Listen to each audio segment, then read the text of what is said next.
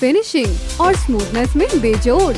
Intellect semi gloss paint जो साधारण paint की तुलना में दे ज्यादा coverage. Anti crack, anti fungal और एंटी फेड टेक्नोलॉजी से बना इंटेलेक्ट एक्स कोट शाइन जो दीवारों की चमक को रखे सालों तक बरकरार। और साथ ही intellect prime seal wall sealer, interior and exterior range में अवेलेबल प्राइमर जो दीवारों पर पेंट की पकड़ मजबूत बनाए और घर को रखे नया सालों साल। संपर्क करें 1800-2123-494 पर।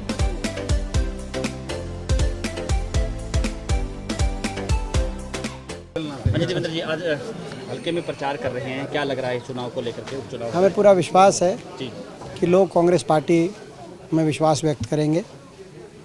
लोग आकलन कर रहे हैं, मुख्य तीन उम्मीदवार हैं और 3 शासनकाल लोगों ने देखे हैं। जी लोगों ने पिछले 7-8 साल से बीजेपी की सरकार, जिस सरकार ने हरियाणा को पटरी से उतार दिया, किसान को, मजदूर को, गरीब आदमी को मारने का काम हुआ इस सरकार में।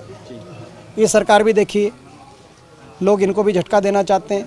लोगों ने इनेलो पार्टी का 6 साल का कार्यकाल भी देखा, जिस सरकार से प्रदेश इतना त्रस्त हुआ कि 6 साल का उनका कार्यकाल 2004 में जब समाप्त हुआ, तब से लेकर अब तक धीरे धीरे उनका वोट और प्रभाव क्षेत्र आकर एक विधानसभा क्षेत्र, और इस बार पहली बार ऐसा परिस्थिति है कि एक भी विधानसभा विधायक नहीं है हरियाणा विधानसभा 1977 के बाद। तो उनकी कार्यशैली को भी लोगों ने नकारने का काम किया प्रदेश में। और लोगों ने 10 साल का कांग्रेस पार्टी का हुड्डा साहब का कार्यकाल भी देखा, जिसमें हर वर्ग में खुशहाली थी और एक भाईचारा और अमन चैन के साथ हरियाणा विकास के मामले में देश में सबसे आगे पहुंचा था। चाहे वो किसान की बात हो, 1600 करोड़ के हमारे बिजली के कर्जे की माफ़ी की बात हो, 2200 करोड़ के कोऑपरेटिव के कर्जे की माफ़ी की बात हो, 0% पे कोऑपरेटिव के लोन की बात हो, चाहे कोऑपरेटिव में नीलामी और गिरफ्तारी के काले कानून की समाप्ति की बात हो, चाहे वो गरीब आदमी के लिए 100 गज के प्लॉट की बात का फैसले की बात हो, 4 लाख 100 गज के प्लॉट वितरित किए गए उस समय हमारी सरकार के समय, चाहे वो मकान की बात हो, प्रियदर्शनी आवास योजना 1 लाख रुपए की किस्त दी गई, चाहे वो दाल रोटी स्कीम की बात हो, चाहे वो पीने के पानी की टंकी टूटी की बात हो, चाहे वो स्कॉलरशिप की योजना की बात हो, ऐसी वर्ग के हमारे भाई बैकवर्ड के और छत्तीसगढ़ी गरीब परिवारों के बच्चों के लिए, चाहे स्कूल के अंदर जो स्कॉलरशिप शुरू हुई थी पहली क्लास से 12वीं क्लास तक। तो हुड्डा साहब की सरकार में किसान के लिए, गरीब आदमी के लिए बहुत से फैसले किए गए। प्रदेश खुशहाली से आगे बढ़ा। 10 साल में ना कोई आंदोलन हुआ, ना कहीं लाठीचार्ज, ना कहीं कानून व्यवस्था की कोई स्थिति। तो आज लोग उसको याद करते हैं और तीनों शासनकालों को तोलने के बाद लोग कांग्रेस पार्टी की तरफ अपना रुख बना रहे हैं और कांग्रेस पार्टी के पक्ष में मतदान करेंगे। दीपेंद्र जी, आज ओपी धनखड़ ने कहा है, लगातार भारतीय जनता पार्टी के नेता प्रचार कर रहे हैं, कह रहे हैं कि उनको मौका मिलेगा तो आने वाले 3 सालों में वो 30 साल तक का काम करवा देंगे।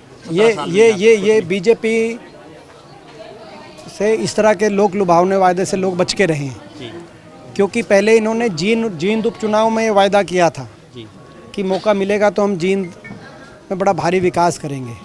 लेकिन वहाँ पे आज जाके चेक करें, आप लोग यूट्यूबर हैं, आप जींद की पब्लिक से जाके पूछें, जींद विधानसभा क्षेत्र, क्योंकि उपचुनाव पहला तब हुआ उनकी सरकार में।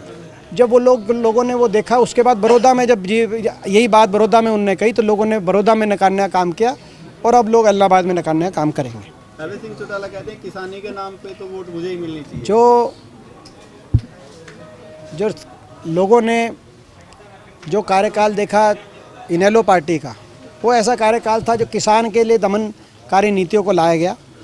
कंडेला के अंदर दर्जनों किसानों को गोली से जो है शहीद करने का काम इनकी सरकार में हुआ। कंडेला, गुलकनी, वहाँ की दीवारों पे आज भी निशान है चौटाला राज की गोलियों के। ये किसान के लिए कहीं ना कहीं घड़ियाली आंसू बहाते हुए नज़र आ रहे हैं। इसी प्रकार से अभी किसान आंदोलन है। अभय सिंह जी बताएं ये इस्तीफ़ा क्यों दिया था? क्योंकि बात उन्होंने कही थी कि इसका आंदोलन का समर्थन विधानसभा और संसद के बाहर आके कर सकते हैं, जबकि इन्होंने इस्तीफ़ा दिया जबकि अविश्वास प्रस्ताव हम लेके आए थे बीजेपी के खिलाफ, और उस अविश्वास प्रस्ताव से बचने के लिए कहीं ना कहीं अप्रत्यक्ष रूप से बीजेपी की मदद करने के लिए इनने उस समय इस्तीफ़ा दिया। आज ये दोबारा चुनाव लड़ रहे हैं, तो ये बताएं तो क्या इनका जो पिछला स्टैंड था वो गलत था? दोबारा चुनाव क्यों हो रहा है? लगभग 8-10 महीने तक इलाहाबाद में कोई विधायक क्यों नहीं था? तो क्या मुकाबला बीजेपी का इन कानूनों का खिलाफ जो लड़ाई है, लड़ने का जो दूसरा स्टैंड था वो हुड्डा साहब का स्टैंड था कि विधानसभा और संसद के अंदर ही लड़ाई लड़ी जाएगी, वहीं कानून बनते हैं। तो क्या अब अभय सिंह जी अपना स्टैंड बदल के हमारे स्टैंड पे आ रहे हैं? अगर ऐसा है तो क्या केवल अविश्वास प्रस्ताव से बीजेपी को बचाने के लिए उनके खिलाफ वोट डालनी पड़ती? अविश्वास हुड्डा साहब के नेतृत्व में लेके आई कांग्रेस पार्टी, तो या तो हुड्डा साहब के नेतृत्व में अविश्वास प्रस्ताव में वोट डालते या खट्टर साहब को बचाने के लिए वोट डालते। उन्होंने कहा 6 महीने की ऑक्सीजन जो है हुड्डा साहब ने कांग्रेस को उसको बीजेपी को दे दी कि अविश्वास प्रस्ताव वो 6 महीने तक नहीं ला सकते। तो ये हुड्डा बीजेपी की बी टीम है, ऐसा आरोप लगा रहे हैं। ये देखिए, जो अभय सिंह जी जो हैं और जो इनेलो पार्टी है, जी इनको आत्ममंथन करना चाहिए कि आज ये पार्टी पूरे प्रदेश से लुप्त क्यों हो गई। लगभग हर जिले में हर सीट पे इनकी जमानत जब्त क्यों हुई, एक सीट पे आगे क्यों खड़ी हो गई? उसका कारण है लोगों ने इनको मुख्य विपक्षी पार्टी की जिम्मेदारी दी 2014 में, लेकिन मुख्य विपक्षी पार्टी की बजाय ये हुड्डा साहब के मुख्य विपक्षी पार्टी का रोल इन्होंने अदा किया। बीजेपी को निशाने पे लेने की बजाय उनका साथ दिया।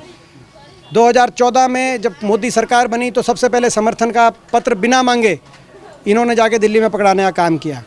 उसके बाद राष्ट्रपति चुनाव में इनके सांसदों ने और इनके विधायकों ने बीजेपी को वोट डालने का काम किया। उपराष्ट्रपति चुनाव के अंदर ने बीजेपी को वोट डालने का काम किया।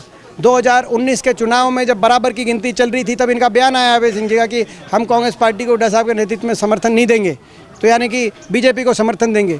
इनको कहीं ना कहीं ये मलाल है अंदर से कि जेजेपी जो पार्टी है उसकी ज़्यादा सीटें आ गई और उन्होंने क्यों बीजेपी को समर्थन दिया और ये क्यों उसमें पीछे रह गए।